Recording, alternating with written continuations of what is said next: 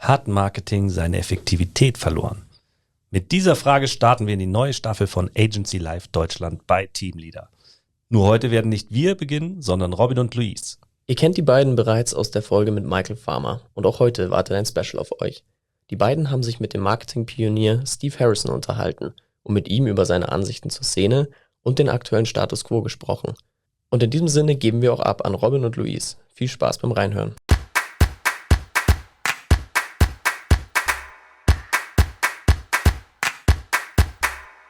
Today we will pick the brain of a legendary Brit, who in turn picked the brain of another advertising legend in his most recent book, The Howard Gossage Show. For those who have been living in a cave in the past few months, I am of course talking about Steve Harrison. He's been all over our LinkedIn feed lately, at least on mine, and he has kindly agreed to join us on the podcast today. Very welcome, Steve. Thank you very much indeed. And I hasten to add that the only reason one gets called a legend is because people can't remember what you were famous for in the first place. Thanks for that clarification, Steve. By the way, it was, like we said, our friend Geert who turned us on to you. And like Louisa hinted at, we saw plenty of people posting about your book, especially on LinkedIn. Some lovely reviews and responses. Do you feel the same? Is it resonating with people? Very much so. Dave Dye and I launched the book at the beginning of April, and we scheduled other things in for our lives from about mid-May onwards, early May onwards. We thought it would take about 4 weeks for the wave to break, and then normal life could be resumed. But that hasn't been the case. Very pleasantly surprised by the way it's been received. But also, I think when we were writing this book, I said to Dave last June, Dave, something, man, we've got the gestalt by the bollocks here. That this is a very timely book. I think the industry there will be a very appreciative audience for the book, and that is how it's turned out, thankfully. Mm-hmm. Yeah, I think it will be good to get into the book in a minute, because indeed we're very curious not only on the life of Howard Gossage, which you talk about, but also how it resonates with today's ad industry and what people or what advertising agencies can learn from Howard's work and from his view on things. So let's get into that in a minute. But maybe first, Steve, I think your name will ring a bell to most of our listeners, but maybe some people don't know you. So I'd like to give you the opportunity to introduce yourself. Oh my God. Okay. My name is Steve Harrison. I am a copywriter. I was the European Creative Director at Ogilvy One and the Global Creative Director at Wunderman, either side of starting my own agency, HTW, and under my leadership, we won more Cannes Lions in our discipline than any other agency in the world. Upon being made Global Creative Director, I realized it was an impossible job.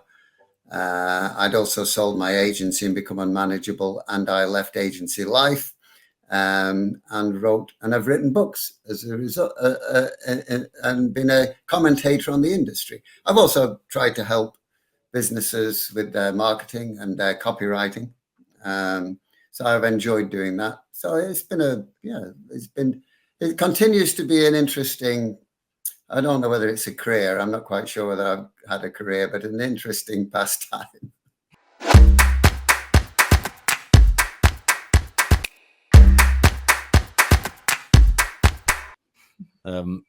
So let's talk about that new book, shall we? The Howard Gossage Show and what it can teach you about advertising, fun, fame, and manipulating the media. That subtitle is important here because we'll dive into each one of those keywords and how they fit into Howard's story and into his work. But to give our listeners the full context, can you summarize what the book is about and especially why you felt it was important to write it right now? Okay. It is about Howard Gossage is an unknown quantity, I think, in the history of advertising. Rory Sutherland, with whom you may be familiar, he's the vice chair or chairman of Ogilvy and a big Gossage fan, famously said that Howard Gossage is the Velvet Underground to David Ogilvy's Beatles and Bill Bernbach's Rolling Stones. Never a household name, but to the cognoscenti, a lot more inspirational and influential. So why is he important? And I would say that as I said, I think that when in writing the book, we had the gestalt by the bollocks, because I think the creative industries over the past 10, 12 years, seem to have lost their way, lost direction, and unfortunately, in so doing, lost much of their audience. There was a very sobering assessment of agency life, which went something like this, where once the public rather liked advertising and we liked working in the business, our consuming public now do pretty much anything to avoid it. And sadly, a lot of us are looking for ways to leave. And that gloomy prognosis came from none other than the chairman of the D&AD, the custodians of advertising creativity. Yeah. I would ascribe the problem to, and I think you want to talk about hyper-targeting later, but I would ascribe the problem to a couple of things that have driven advertising over the past 10, 15 years. That's hyper-targeting and hyper-seriousness. By hyper-seriousness, I would lay that at the door of the near obsession with social purpose. And I think that there's a dawning realization amongst people in the industry that actually that fun and lightheartedness need to be reintroduced back into the industry. Are you familiar with Dave Trott? How about Sir John Hegarty? Yeah. About BBH. Sir John Hegarty explained that the best business advice he's ever had came from a greengrocer who said, when they're not smiling, they're not buying. John then concluded, I think he's right. We should never overlook the power of humor, especially its potential to connect. Now, I went to see Sir John at the Caples Awards about 6 weeks ago, and he was interviewed there as the guest speaker. And he was asked, how would you define the work that you admire the most and the work that you feel has been of your own work that has been most successful? And he said, irreverence. It's work that is irreverent. That is the work that I admire most, and that is the work which in my portfolio has been most successful, and the work of which I'm proudest.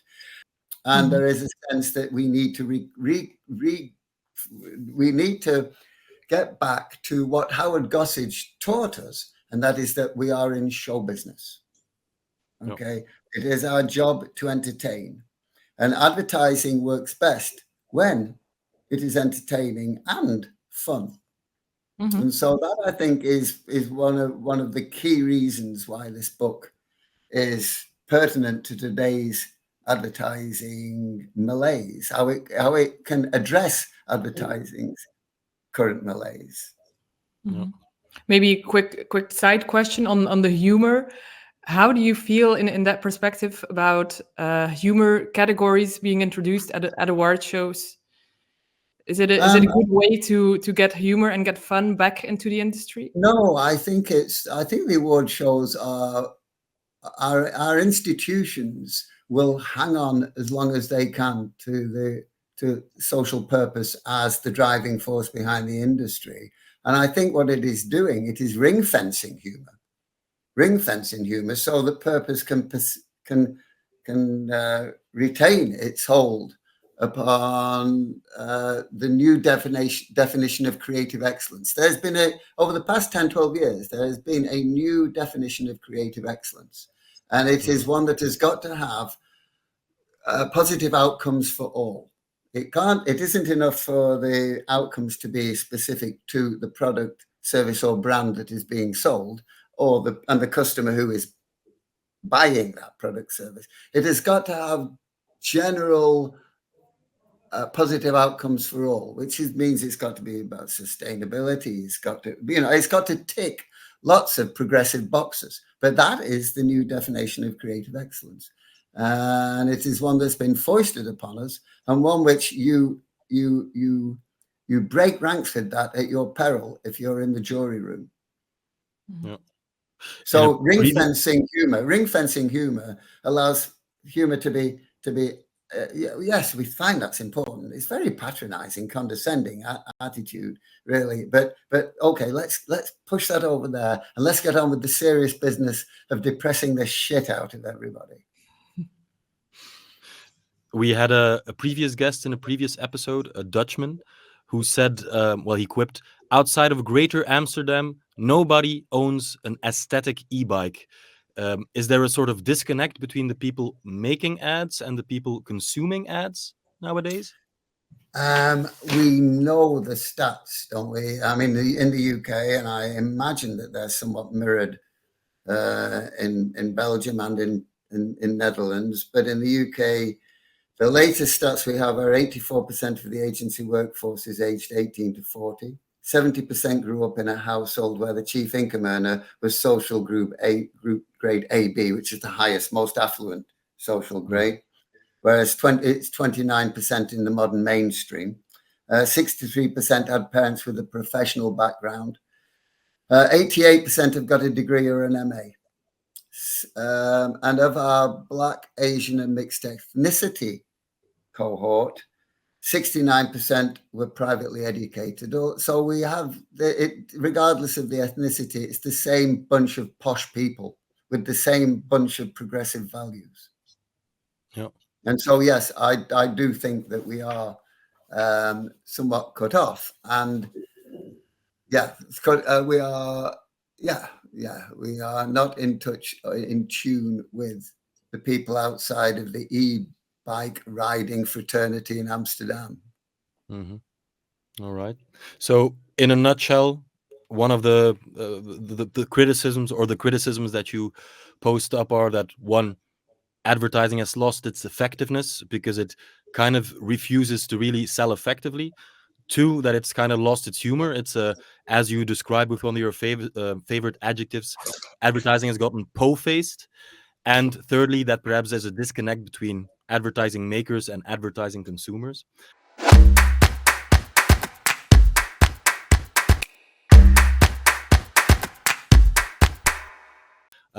With that set aside, let's dive into the book, the Howard Gossage Show, and find what we can learn from the man himself to perhaps counter some of these trends. Yes.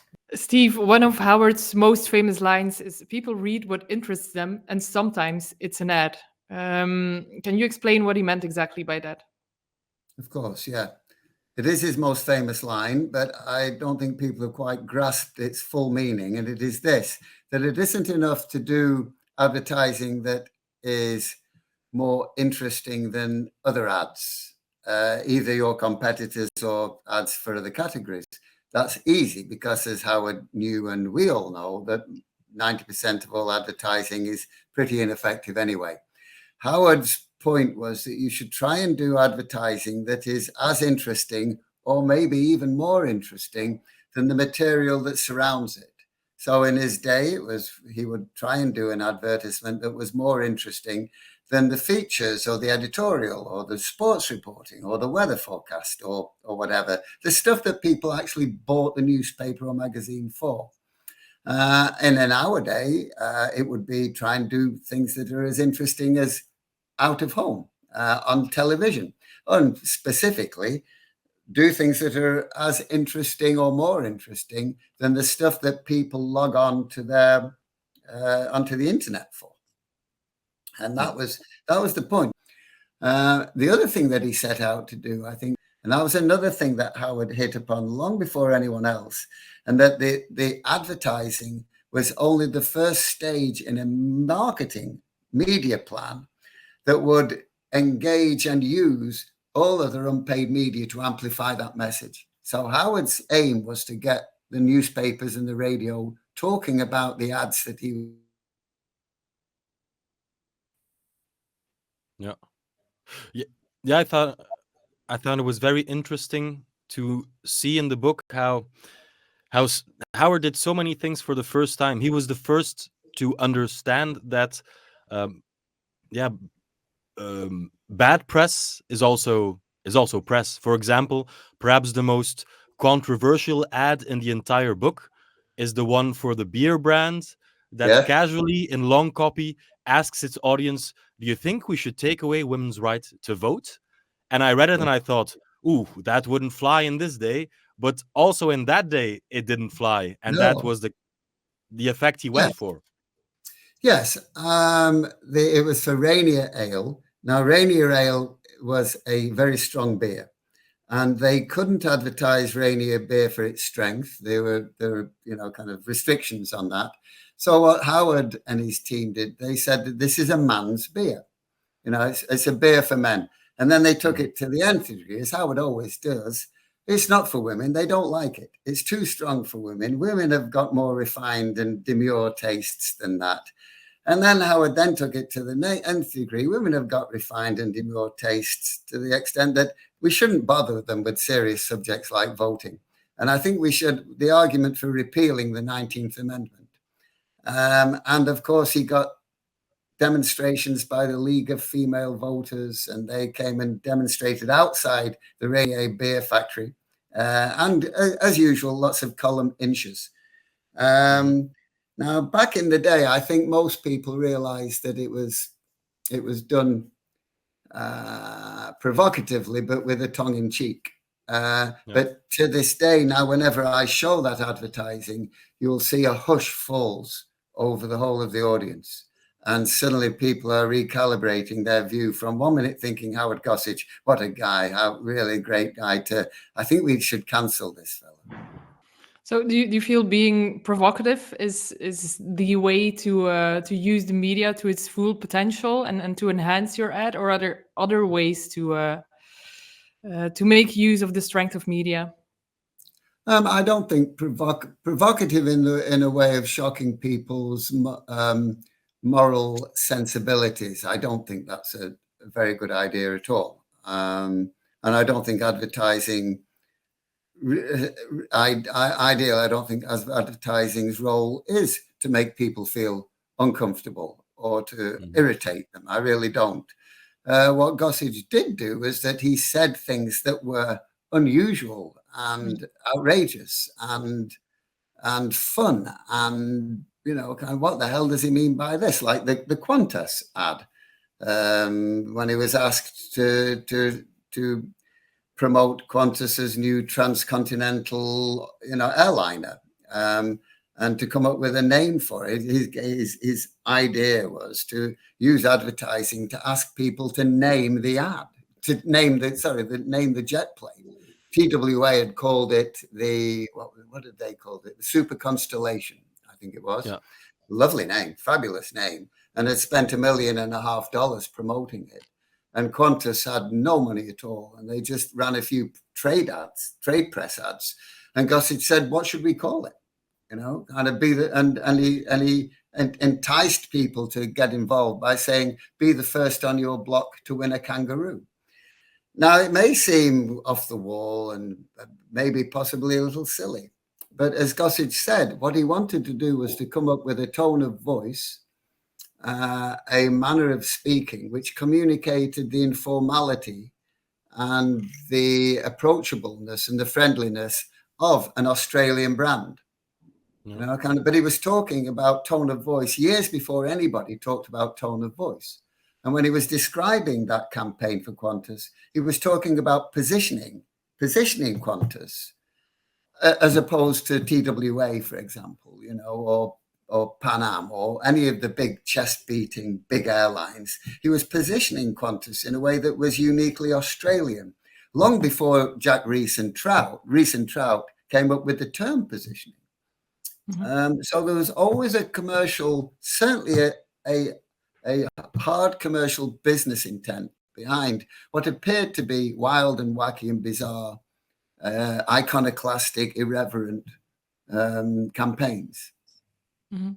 Yeah, I think what's also really interesting about the example is how Howard almost avant la lettre uses interactive advertising when asking Yeah, people what should we name this aircraft. yeah, absolutely, It's a way Louise. to interact with the audience in a time long before we can do it as we do today in social media, etc.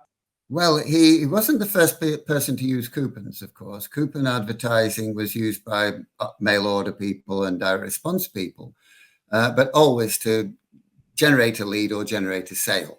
And what Howard did was he used the coupons to involve his audience. His whole thing was he needed to involve. He says involving the audience gives the campaign an energy of its own, and an emotional bond would develop. You know, he ran an ad for the whiskey distillers of Ireland, you know, kind of, and it just said, should we advertise in summer? There is probably still is a kind of golden rule amongst media buyers that advertising in summer is probably not very effective. And Howard had been told this, but never one to take conventional wisdom. He just ran an ad. Should we be advertising in summer? And he got 2,000 responses. You know, kind of 2,000 people clipped the coupon in the New Yorker and gave him their opinion. You know, there's nothing to gain. There was no, you know, kind of no sale involved in any of this. But it was part of that community that he built. Mm-hmm. In a way, it shows a lot of respect for the audience. Oh, completely. I mean, as he said, I mean, you know, in this racket, you know, you're pitching for a piece of business and you'll go, here's the launch ad. Here's the follow-up ad. Here's the ad we do on Valentine's Day. Here's the Christmas ad. Here's the dealer ads. Here's the, you know, and Howard didn't do that. He said, we do one ad at a time. We do one ad and then we see what the response was. And then we do the follow-up ad. He said, sometimes we get ahead of ourselves and we do 3 ads. But he said, usually by the time the 3rd ad comes round, it's no longer appropriate because the audience has moved us in another direction. And he had a term for this, as Gerrymander, his partner, said. Howard called it interactive. He actually called it interactive. God bless him. In 1964, 1965. Why is it that today, with the opportunities that we have to go into interaction with our audience and ask them what they think of ads and what they want, that we kind of stopped doing that now that it's all the more easy to do that? I think it's because we want to talk to them about subjects that we want to talk about. We think that because we have got direct access to them, we can get our message to them, and that makes it important to them. And we've convinced ourselves over the past 20 years that people are interested in what we say, automatically interested. Whereas what Howard did was he said something interesting, and then if there was a sales message, it was almost like exit via the gift shop as far as Howard was concerned. If you understand that term, you know, he'd get you in and show you something interesting, and then exit via the gift shop, you know, as you were leaving. It was, and if you fancy buying something, then please buy something, you know, kind of. So as I say, I don't think we have the confidence or actually the intention of saying something interesting to people other than buy this now, you know, especially on the internet. Basically, Howard perfected the art of selling by not selling. He was master of the soft sell, yes.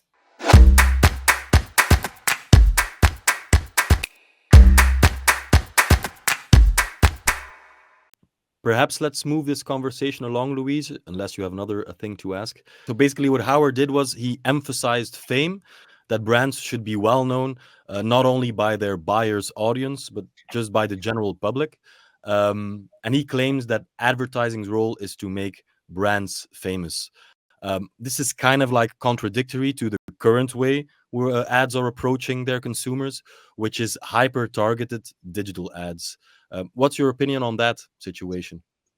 Have we gone too far with targeting?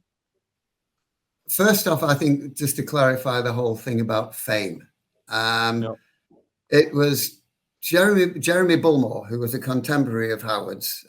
He said just about the only thing that successful brands have in common is a certain kind of fame.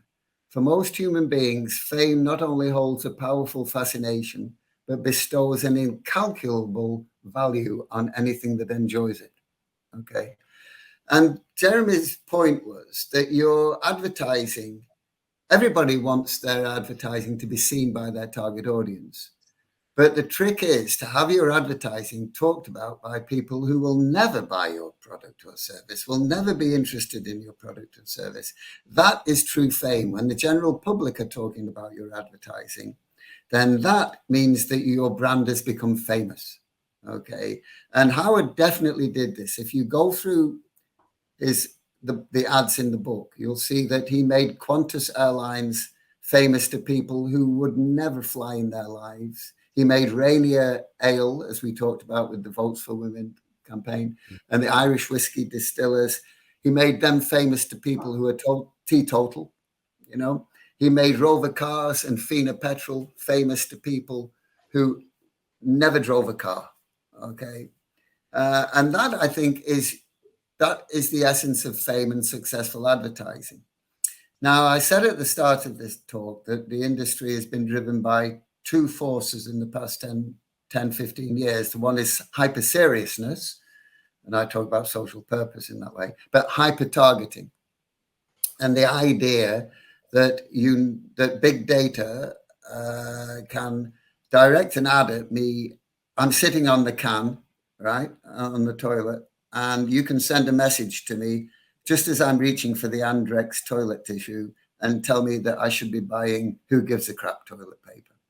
You know, this is delivering the message at the moment when the target audience is most susceptible to your message. Okay.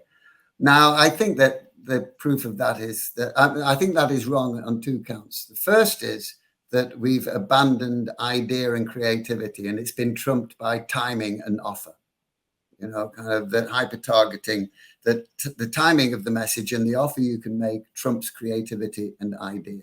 So you're talking about an ideas-free zone, essentially, with most hyper-targeted digital work. So it's wrong on that track, but it's particularly wrong because how can you make a brand famous to the outside world if you're targeting only your customers? But you need to be talked about by people who are not in your target audience. The man and woman in the street, you know, need to be quoting your ads, humming your ads, part of the catchphrase of their lives, part of the warp and weft of their life, you know.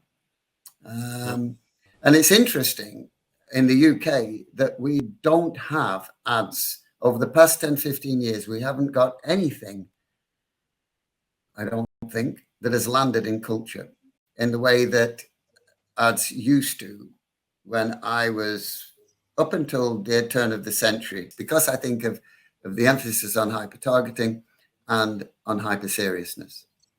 Mm-hmm. I think it's quite similar in Belgium and the Netherlands. I was wondering, though, do you feel that targeting or hyper-targeting is a completely bad thing in itself and should be eliminated, or can it be useful in combination with an ad in above the line and an out of home that does make a brand famous? You're absolutely right, Louise. Integrated advertising is still, for me, the answer to successful advertising. But I think that it needs to be brand driven, of course. So no, hyper-targeting, brilliant if you can pull that off, you know. But I think it should be part of an overarching strategy. Perhaps in defense or as devil's advocate for modern advertising, can we say that it's gotten exponentially more difficult to cut through the everyday haze of the tsunamis of communication and messages that are coming over the audience? Has it gotten more difficult to really catch the eye and the ear of the audience and to become famous? It shouldn't have, really, should it? Because I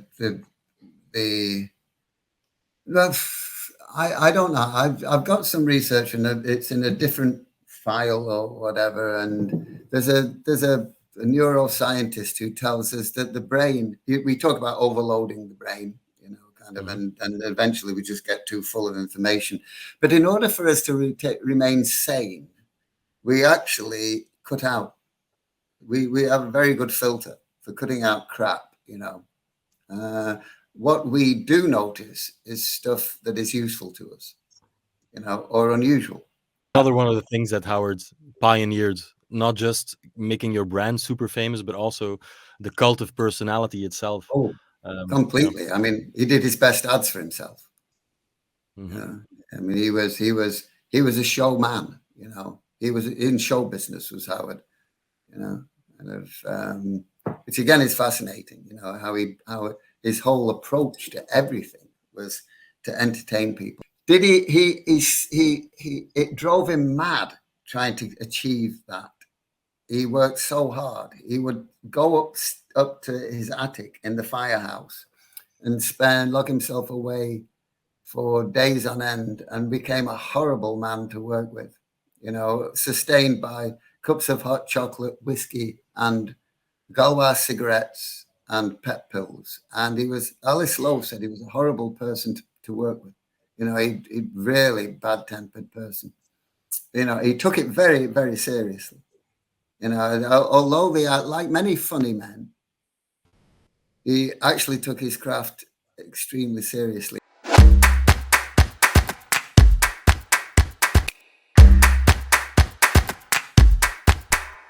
Steve, you've mentioned it shortly before, but I want to dig into this a little bit deeper. Because in the first book that you wrote in 2012, Changing the World is Only Fit Work for a Grown Man, you write about how Gossage reinvented advertising and then changed the world.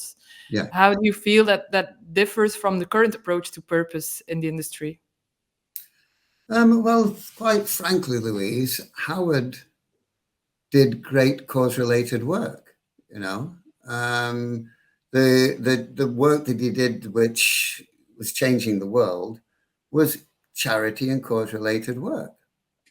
Kind of the work he did for the Sierra Club.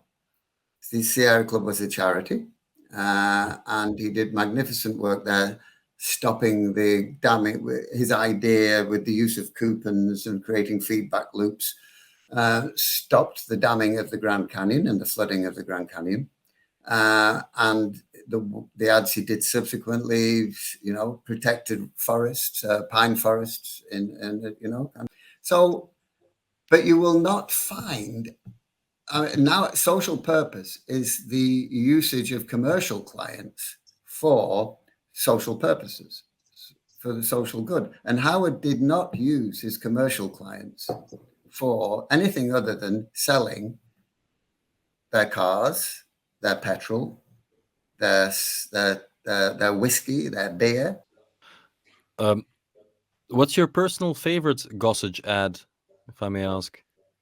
I think it's one of the early ones, and it's for Nucoa margarine. And his brief was to simple, advertising awareness, name recognition, keep the name in front of the public. And the idea was to do some radio spots in New York, five borough area.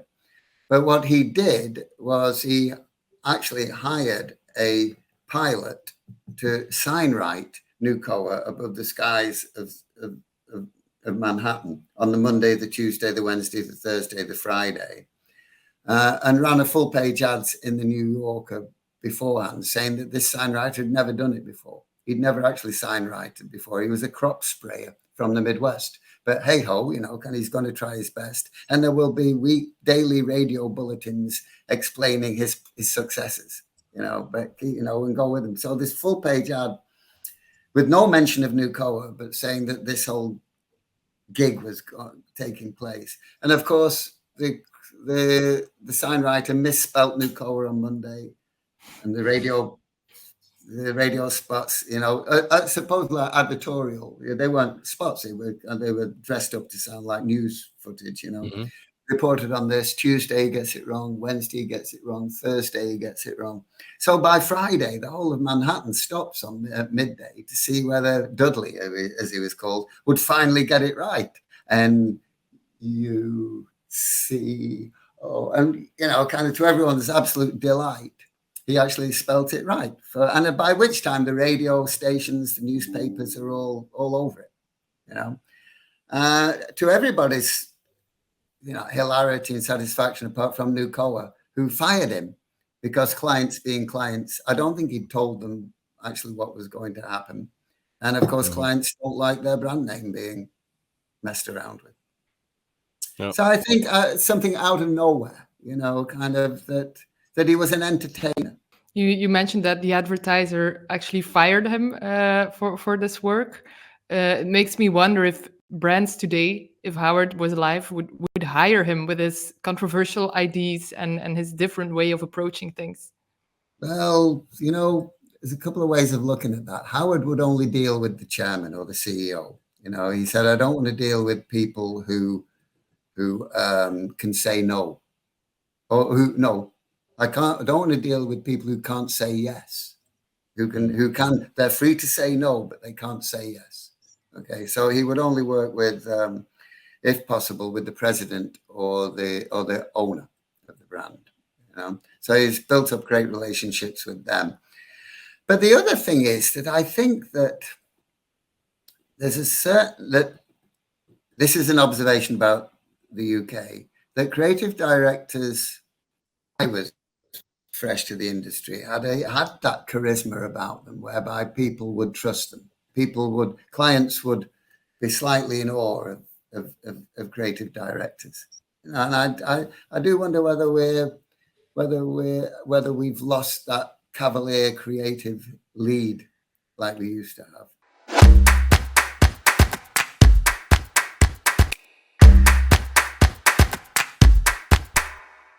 Louise, I think Steve gave us a magnificent bridge to talk a bit about Michael Farmer, perhaps, don't you think?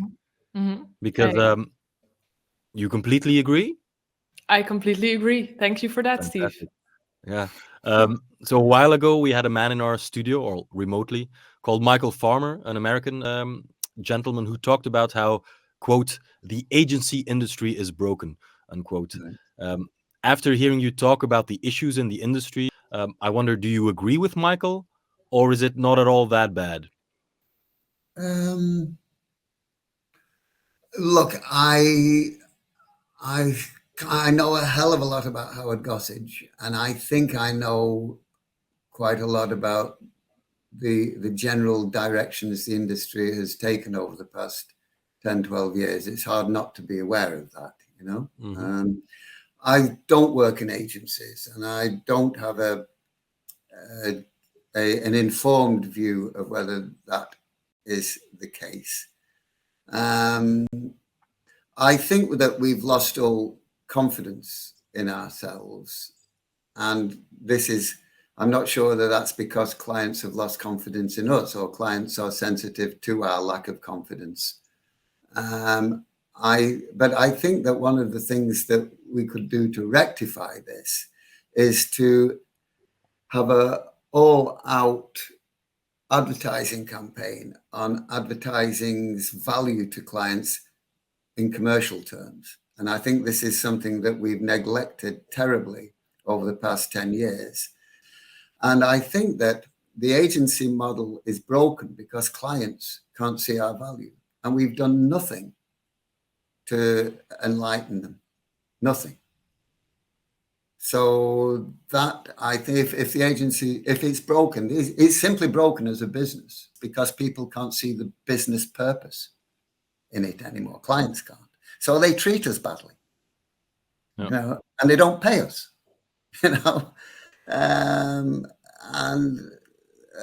you wonder, and they'll probably say, why should we, and they don't give us time, and they don't give us money because we haven't convinced them that it's a damn good idea to use us, Well, honestly, we've been hearing a lot of, in what you just said and in the rest of the conversation, a lot of parallels with what others have said here as well. Underpaid, not given enough time, not given enough respect, can't see eye to eye with the customer because the customer has somewhat lost faith in the agencies, and that's why they partially also change agencies every 3 years. So the good news is, or the positive note, it appears that if this problem is a real thing, that many top voices in the industry are feeling it. So Mm. positive change might be around the corner. Good. No, well, I think so. I think with the sense that we have got to, that I think the whole idea of rekindling our interest in commercial purpose, which you do detect, I do detect that pendulum swimming back to that understanding that things that sell things are equally as admirable as things that, save the oceans. Mhm. Well, whether or not the industry is broken and how we can fix it, what does seem apparent is that it's becoming hard to find people and to keep people on in agencies. They, as you said in the beginning of this podcast, we're looking to move away from the industry. We want to leave it. People are struggling with work-life balance, etc. What's your opinion on this situation, on getting people to want to work in the industry again?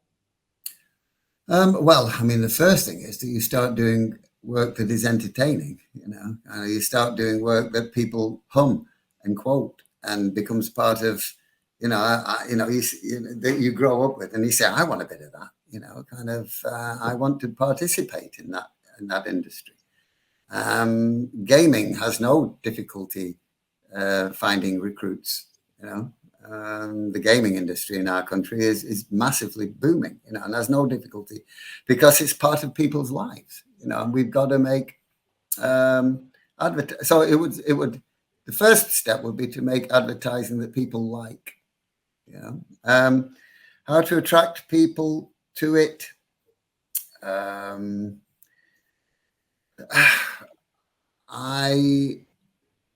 The work-life balance thing, I think,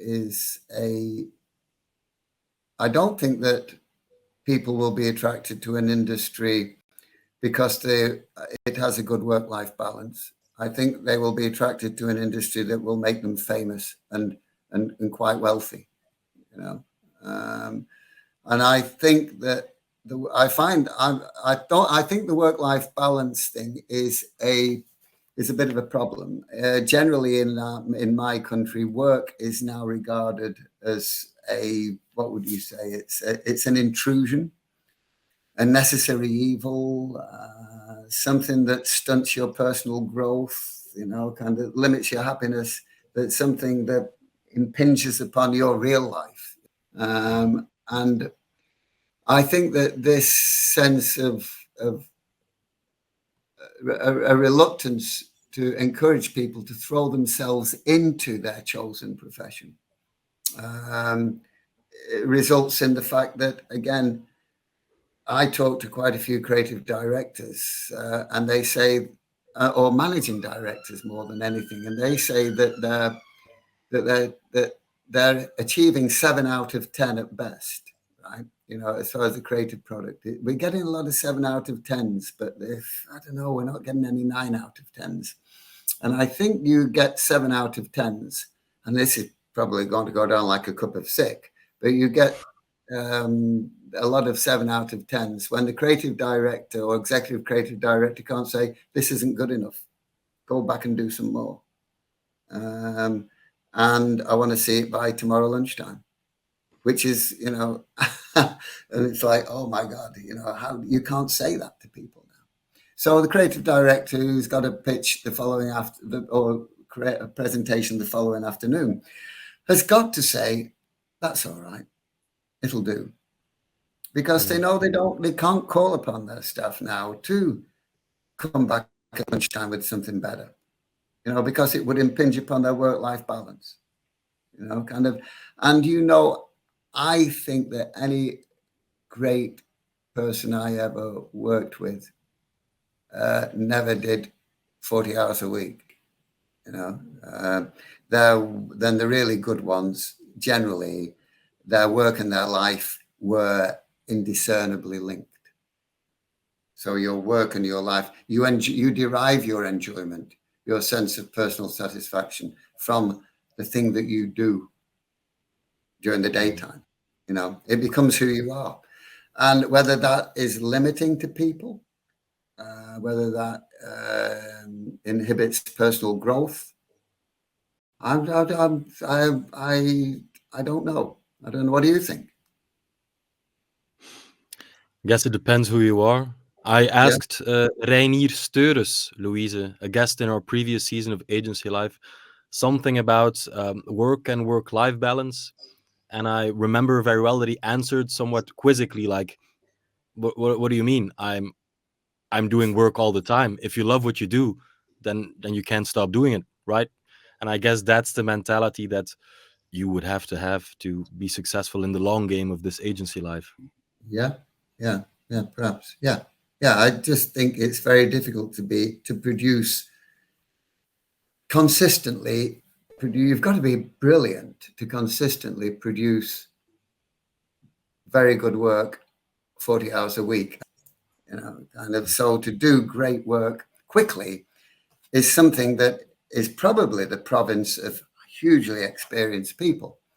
But youngsters coming into the industry cannot do the great work in 40 hours a week. You understand what I mean?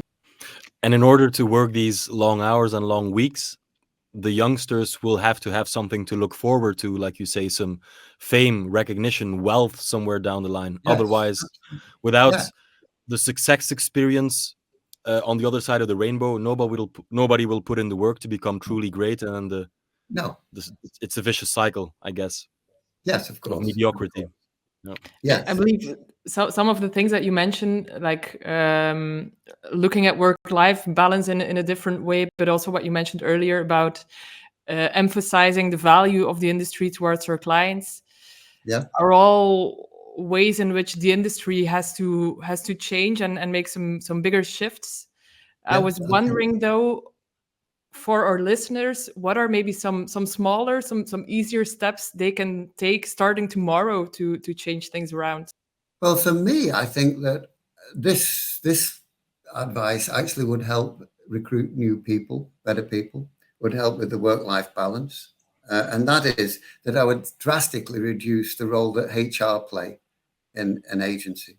I think management have rather shamefully delegated a lot of their roles to HR, to begin with, recruitment. I think that for example, the creative director should be the person who prospective employees come to. I think as a creative director, you should be constantly looking for people who are better in order to, you should know who's out there, you should be visiting the schools and everything. You should be looking at who's winning awards, you should know who the hell is out there. And you should also be looking at prospects coming in. And I can't understand why you would allow HR to be the person who vets the new recruits to creative, to planning, to account handling. It's the manager's job to sort out recruitment. Okay, training. That it is the manager's job to make sure that the people who work for you leave you better than they were when they came in. They should leave for much better paid jobs. That's your role. The managing director should do it. The head of account people, the head of creative should be training regular weekly sessions on making their people better. That would, I think, make people feel so much better about working in a place, that they were getting the support, they were progressing. Do you understand? We are doing the 10,000 hours for you, and the other thing I think that HR have been tasked with is setting the moral and social climate for the agency, setting the behavioral norms for the agency. And I think that, again, is an abdication of responsibility on the manager's part, that the management they should view their agency as an organic entity. And when it's sick, when your organization is sick and who's responsible for it, who the bully is over there, who the sexist is over there, who the racist is over there, who the homophobe is over there. You should know this shit, and you should set the tone. And you should have the ability to understand nuance, so that it doesn't become a humorless pole-faced place of work where people are afraid of misspeaking. You understand what I mean? So that would be a simple thing for me. Fire HR. Take HR into the room. Get HR to fire itself. I'm gonna make let HR fire themselves into the subtitle of this episode. I think it's already decided. So, I mean, clickbait works well, eh? So that's a good one. And there's no point in me ever applying for a job anywhere, is there? Because as soon as HR see. But it's been interesting to listen to you in this respect, Steve, because it's as you hint at it a lot yourself. I'm sure you're aware, but some of the stuff you say, written in different words, shorter, with less of an explanation to it, it can come off as inflammatory. You see it and you mention it in some of your LinkedIn posts. That when you go on the territory of, for example, progressive hiring and ageism, that all of a sudden these LinkedIn likes and the smiley faces, they really drop down pretty harshly, because people are they're afraid to touch this stuff even with a nuanced conversation, which is I think it's probably a shame. Steve, I think we're nearing the end of this super interesting podcast. I do have one final question for you, though. Maybe looking ahead a little bit into the future, how do you see the industry evolving in the next, say, 20 years? Do you think Howard's ideas will make a return, or will we continue to go down the path of hyper-targeting, purpose, etc.? I think unless we, again, kind of what do I, the other stuff I've ventured opinion upon, I feel reasonably confident that it might be interesting or at least informed. This one, I will just venture that it can, if the industry continues in thrall to the next silver bullet to come along, the next bandwagon to roll by, in the hope that that we can convince our clients that we really do know what we're doing, then I don't see a lot of future for us. But I think if the industry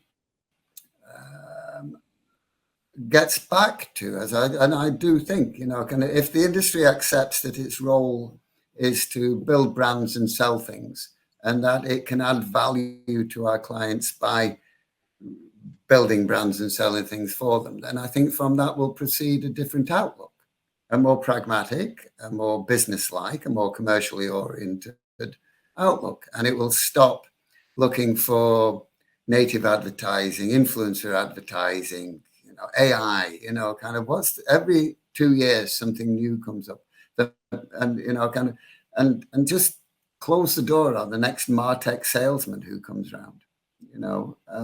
That's not the answer. It's a tool, but it's not the core competence lies in understanding marketing and advertising. So, for what it's worth, that would be my take. Positive, I think there's a positive way through this. And the first flowerings of that might be this sense that we are, that commercial purpose is the way to go, but who knows? And I think the best way to start with putting that idea of understanding advertising, understanding marketing, is perhaps reading this little piece of work. Yeah. Thank you very much. Our readers and listeners can apply their own post-its to whatever they find most interesting. And with that, I believe we can close off for today. So, Steve, it was wild peeking into your head and in that of Howard Gossage. I assume our listeners and readers can still get a hold of that book of yours? Yes, absolutely. And I think it's on Amazon. I don't know how quickly you can get a copy in Belgium, though, unfortunately. Hopefully Amazon have got their act together. But if people want to buy in bulk, I can have my publisher send them, and which kind of makes things quicker and I think cheaper as well. Gets through the EU problems, possibly. I don't know. Yeah. So if you want to buy Steve's book as a lonely reader, amazon.com.be might be the option for you. Otherwise, contact HR or no, go straight to your managing director and have them order 1,000 bulk copies for everybody in the broader agency. Exactly. To read. Exactly. Yeah. Thank you very much for joining us on Agency Live, Steve. Thank you. God bless you. Thank you, Louise. Thank you, Robin. Und damit melden wir uns zurück und bedanken uns erstmal bei Robin und Louise und natürlich Steve Harrison für dieses spannende Interview. Es war schön, einmal diese 3 Thesen aufgegliedert zu hören, beziehungsweise etwas die Hintergründe zu erfahren. Und ich bin gespannt, wie sich diese 3 Thesen auch immer wieder in unserer Staffel 4 widerspiegeln werden. Wie gewohnt in deutscher Sprache. Und wir freuen uns sehr drauf, mit spannenden Persönlichkeiten aus der deutschen Agenturszene widersprechen zu können und vielleicht auch die ein oder andere These von Steve Harrison erneut aufzugreifen und neu zu hinterfragen. Und diskutiert gerne mit und hinterlasst uns einen Kommentar im Kommentarfeld. Auch neue Gäste sind jederzeit herzlich willkommen. Auch diese könnt ihr uns im Kommentarfeld vorschlagen. Und vergesst nicht, uns zu folgen und vor allem tippt auf die Glocke, um keine der neuen Folgen Agency Live Deutschland zu verpassen.